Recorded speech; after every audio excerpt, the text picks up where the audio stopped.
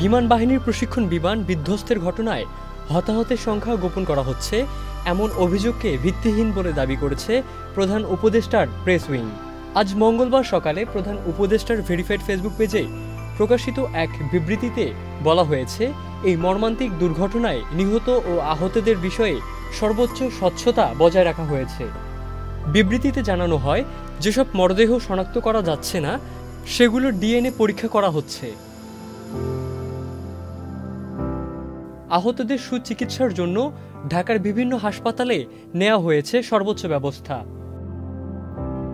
Press wing আরও জানায়, এই দুর্ঘটনায় নিহত ও আহতদের সুনির্দিষ্ট তালিকা প্রণয়ন করছে বাংলাদেশ সরকার, সেনাবাহিনী, বিদ্যালয় কর্তৃপক্ষ ও সংশ্লিষ্ট হাসপাতালগুলো।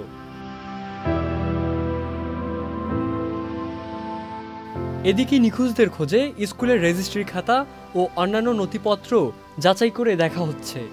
একই সঙ্গে একটি কন্ট্রোল রুম স্থাপন করা হচ্ছে, যেখানে নিখোঁজদের স্বজনরা যোগাযোগ করতে পারবেন।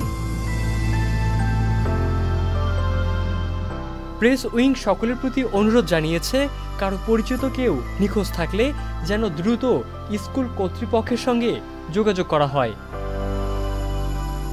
ইবনে সাইদ অঙ্কুর, চ্যানেল আই।